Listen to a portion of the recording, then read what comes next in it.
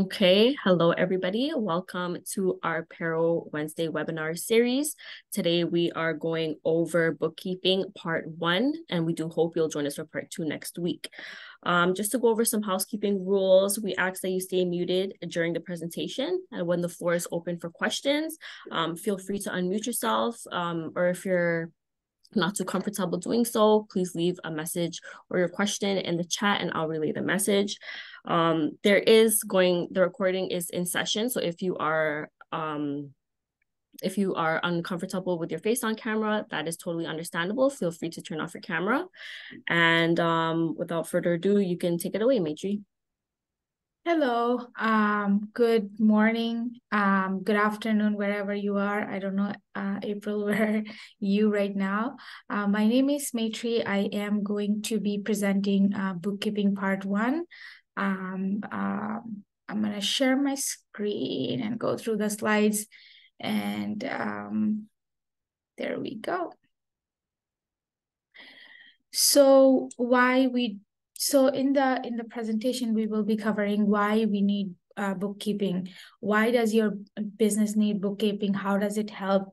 We will be covering also 3 categories of essential business tasks related to bookkeeping, cash receipts, and cash disbursements. Now, why does your business need bookkeeping? A few things that you always should keep in mind about bookkeeping, that bookkeeping helps maintaining accurate bookkeeping records, allows you to know how who owes you and who you owe.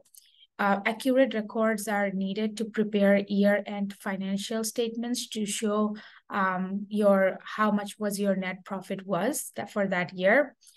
You need also accurate financial statements if you want to obtain credit, grants, or loans. So for example, if you want to maintain a good financial standing, and if you want to get a government loan, or go to a bank in general, or go to any financial institution on that matter and apply for a credit, you need to have an accurate showing of your financial statements that proves the performance of your previous year, which bookkeeping helps you keep a track on. Another thing is accurate financials are essential for income tax filing. So as we all know how important income tax filing can be, how important it's for you to audit every year, year-end, your financial year-end performance for your business. So it's very, very essential that you keep accurate financials, or keep your financials in track, so that when it comes the tax time, you have accurate tax filings, and then CRA don't come after you.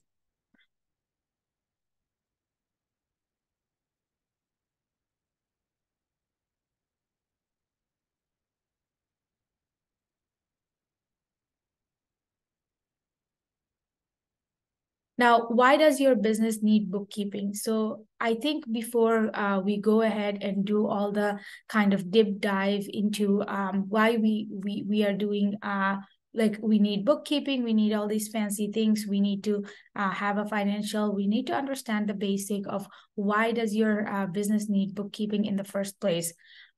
Firstly, it allows you to determine how your business is progressing. So it's only your financials that tells you that what was your performance, for example, in 2020, if your business was live back then, how your business did last year, or how your business did in 2021. It's only your bookkeeping or tracking your financials that helps you determine that if your business is progressing, and what was the performance in each year that it's been live.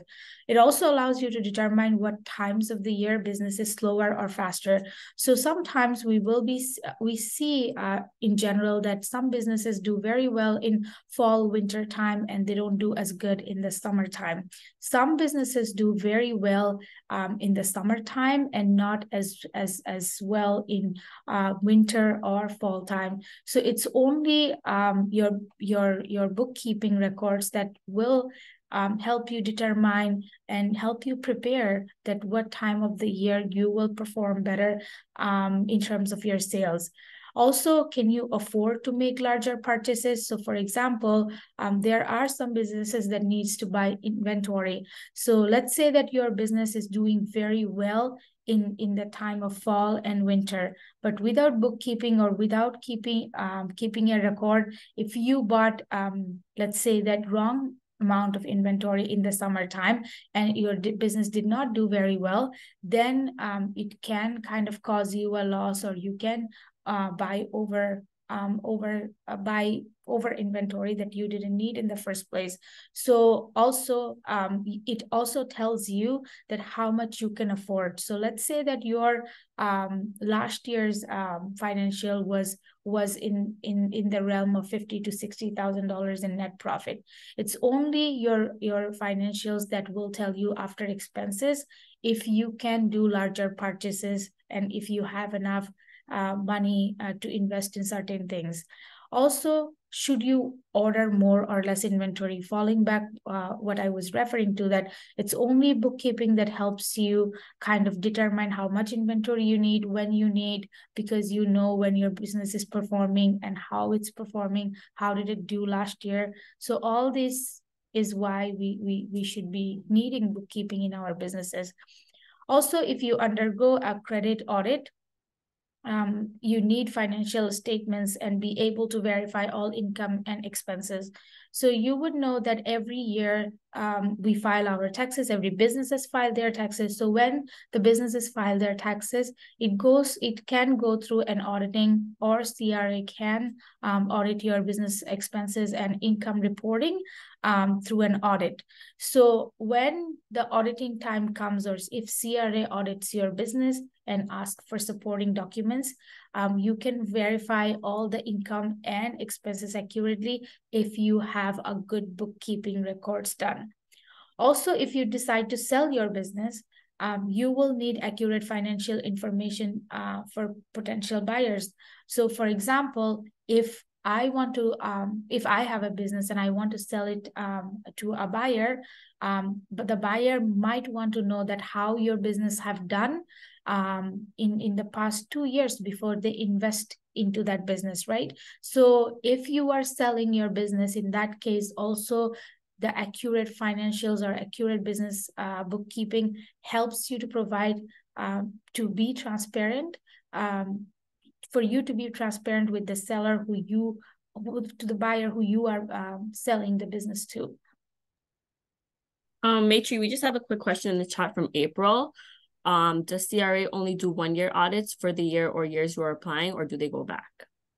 They can go back. So for CRA, they can audit your business anytime. So for example, sometimes you will see that you are standing in 2022, but CRA is claiming that you have something owing on from 2020. They can go back and audit at any point in time if they see that there may be loops of your reporting, or there can be mistakes, or if the financials are not making sense. Does that make sense? So it is actually their authority that they can go back and check it at any point in time. Also, essential business tasks fall into 3 main categories. So when it comes to bookkeeping, there are 3 main categories that this is the essential that every business should do, is that they should keep track of their daily bookkeeping. They should keep a track of their monthly bookkeeping, and also annual accounting, bookkeeping, and analysis. So they should be doing an annual. So for example, if you have, let's say, an e-commerce business, you can keep a record of your orders, how many orders you are getting in a month, in a day, in a year. So when it comes to tax time, it is essential for you to have those records so that you can be as accurate as possible.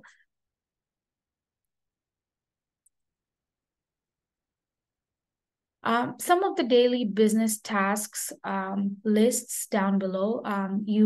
Recording sales and file receipts, record all business expenses, summarize sales, daily sales activity. So how much you are taking in cash transaction, how much you are doing debit transaction, credit transaction. Some people actually categorize more in different sections, and some people do, let's say, general. Some people take a track of how many sales they did with their Amex cards or credit cards or debit cards. Some businesses do just cash, check, or debit or credit. File daily summaries and report receipts. Also maintain inventory and supplies. The last thing is balance your sales and deposits. So when you are doing or running your business, it's you should be cashing in and cashing out at the end of the day. You should always, when for the accurate bookkeeping, you should always balance your how much was your sales and how much you have deposited, and you can see if it's balancing out. Some of the monthly business tasks and are here. Some of them are listed below. You have to reconcile your key accounts, so your bank, HST, payroll, file and pay government remittances in full and on time. It means that if you have anything owing for your business, file and pay it on time, so that you don't go through a penalty or an extra payment just because you didn't make the payment on time. Manage inventories monthly. See how much inventories got in, got out of your business, how much you sold. Helps you keep a track on how much you are buying or having inventory in general in your business, and how much is your expense and sales. Prepare, print, and file monthly financial statements. So everyone, I think, should who owns a business should prepare, print, and file monthly financial statements, just so that they have it every month. And at the year end, it's much easier if they have these records and printed and done it properly on timely basis. Pay your bills. I know it is easier said than done. Pay your bills, meaning that pay your monthly business bills and any owings you have, or if you are borrowing through your credit card to finance your business, pay that on time, so that you kind of don't invest more money in extra payments. And also pay yourself. Every business owner should be paying themselves at the end of the month, and based on their business performance, they can choose the rate they're paying, but they should be paying themselves, because at the end of the day, the point of running the business is to pay yourself. Some of the annual business tasks are that everyone should be also doing is that prepare for your year-end record keeping files and bookkeeping must be up to date. Prepare your financial statements, again, very, very, very important. Prepare and submit income tax returns, and prepare and remit government reporting requirements. So here is a small analysis of annual business tasks. Some of the tasks annually that you must remember is that you revisit your business plan and consider the information that good record keeping and bookkeeping provides to you. So 3 things that you always should be asking is your performance on track? Are you doing well financially with your business? Are you reaching your business goals? So for example, if I have written in my business plan 2 years ago that in 2 years, I want to see myself making $200,000 sales in 2 years. Am I reaching that goal after 2 years? Am I even close to reaching that goal? Where am I standing in terms of my business progress? So are you reaching your goals? Compare revenues and expenditures. Every month and every day and every year, any businesses should always keep in mind that they have to have a good profit margin to kind of sustain the business. So see how much you are spending in terms of your inventory or other expenses, and how much is your revenue. Now, daily recording of transactions is another section that's very, very important. I know that some businesses can be busier than the others, but it is very important that you record your transactions daily. So in order to control your financial record keeping, you must accurately record day-to-day sales, purchases, and other transactions. So some of the transactions includes sales and revenue transactions, cash transactions, if you have account receivables, if you have extended credit to your customers, if you have accounts payable, that means if you purchase from your suppliers on credit and you have to pay them. So just make sure that how much is your daily transaction in terms of you buying inventory, in terms of you paying your suppliers, in terms of if you extended some credit to customers so that they can buy or afford your products or services, how many cash transactions you have, how many check transactions you have, and how much sales and revenue transactions you had in general. Some of the other things that you should also consider is that sales and cash receipts. So for all funds received, prepared and issue number duplicate receipts. So if you have the received numbers, if you have the date payment received, from whom the payment was received, how much was received, the type of fund that was received, and your business name and signature. So when you are doing your sales or cash receipts, you must have these few things that you can always check back on, right? You should have your receipt numbers in there. You should have when you received that payment, who paid you, how much they paid you, how they paid you, if there was check or cash, if there is your business name or signature. A lot of the times, for example, if you have, let's say, a brick and mortar store, and you have a POS software, and you run your transactions through the POS software, always make sure that you have these things in place so that when you are cashing out your checks or counting your debits or credits at the end of the day, you know which transaction came from when, what date, and you can always go back and check them. Now, here is how a traditional business check should look like. It should have if the payment was received in check. It should have the name. It should have how much the payment was in dollar amount, and who paid you and their signature. Now, deposit book is something that will also, that's something that you should keep in mind when you are keeping a track of your bookkeeping, is that the deposit book should include a few things. So for example, the deposit book will include duplicate forms. Original is kept by the bank, copy stays in your deposit book. So record information in appropriate spaces. So the date, again, account number, business name, list of checks being deposited with the payer's name, breakdown of cash being deposited, the signature of the depositor, and make sure the bank stamps the duplicate receipt.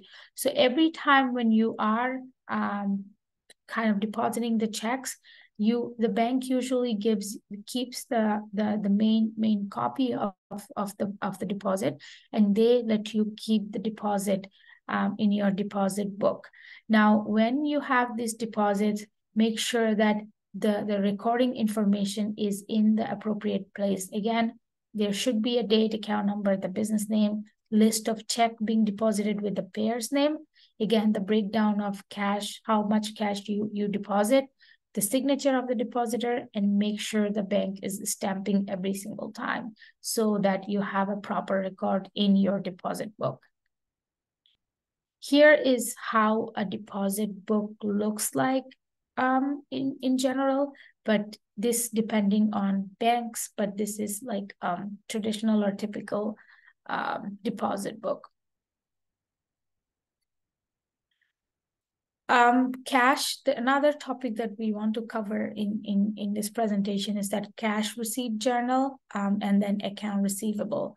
So monthly journal that is organized to keep a record of all revenue of your business receives, usually a number on each page. Record the date of the deposit, record the source of funds separately, receipt number, again, very important, distribution columns where revenue code of accounts can be found, actual deposit amount recorded in the bank column. Also, it includes bank interest revenue from the bank statement. So at month end total, all columns, carry forward the month end total from the bottom of each page to the top of next page to the end of your financial year. So that's how kind of you can keep a cash receipt journal or accounts receivable. Here is an example of that, is how this is carrying out, and you can take it to kind of the next month. Also, another important thing is check disbursements or accounts payable. So monthly journal that is organized to keep a record of all purchases and expense payments your business pays out. So again, some of the things that that usually are there is a number on each page. Record the date the check was written, name of the payee, check number in numerical sequence, include void checks, distribution columns slash expense code of accounts, sundry column for recording miscellaneous expenses not made on a regular basis. Check amount is recorded in the bank column, and add in bank charges. Cross add all columns to make sure that they balance out. Here is an example or a screenshot of how that should look like. That is pretty much what I had in this presentation. If you have any questions about bookkeeping, or you just want to know about bookkeeping in general, running your business, feel free to ask me. I will be open to any questions you might have. Thank you for listening. Yeah, you can feel free to unmute yourself if you have any questions.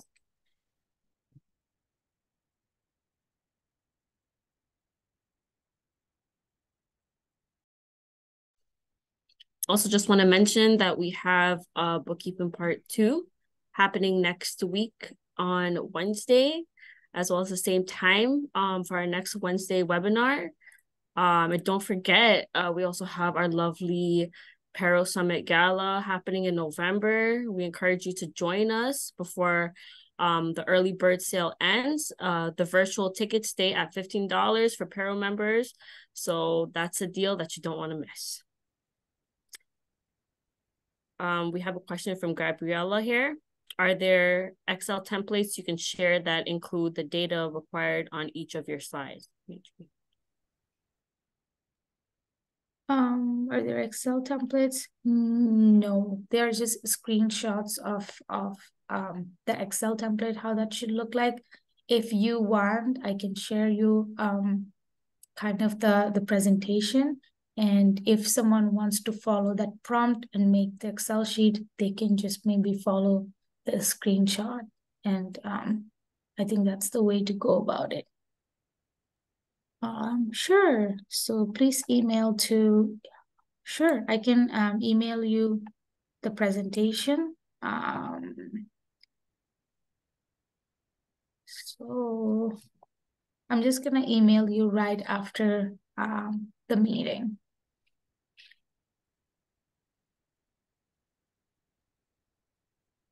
Okay, I think April hopped off. So yeah, we'll get those emailed to her. Any further questions? Gabriella also wants it. Sure, of course. So Gabriella, I know I'm not presenting the other ones, but you only want this one, right? Bookkeeping part 1.